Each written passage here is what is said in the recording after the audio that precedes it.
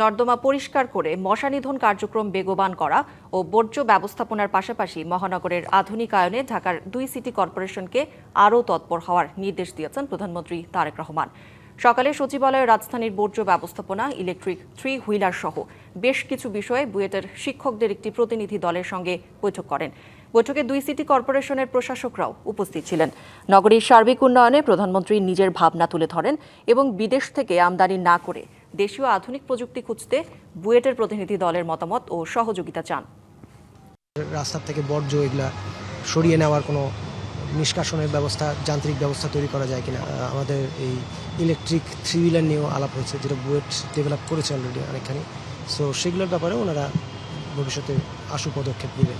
এই বর্জ্য ব্যবস্থাপনায় মহানগরীকে ক্লিন করার জন্য যে সমস্ত ভেহিকেল দরকার, গাড়ি দরকার, সেগুলোর ব্যাপারে ওনারা কতটুকু সাহায্য করতে পারবেন, লোকালি বানিয়ে দিতে পারবেন কিনা, এই ব্যাপারে মাননীয় প্রধানমন্ত্রী সিরিয়াস। উত্তর সিটি কর্পোরেশন বর্জ্য ব্যবস্থাকে ঠিকভাবে কাজ করছে কিনা এর জন্য ঈদের পরে একটা কমিটি করে রেখেছি, মনিটরিং কমিটি। সেই কমিটি ঈদের পরে আমরা পাবলিশ করব, যারা তাতে করে ঠিকভাবে তারা কাজ করছে কিনা।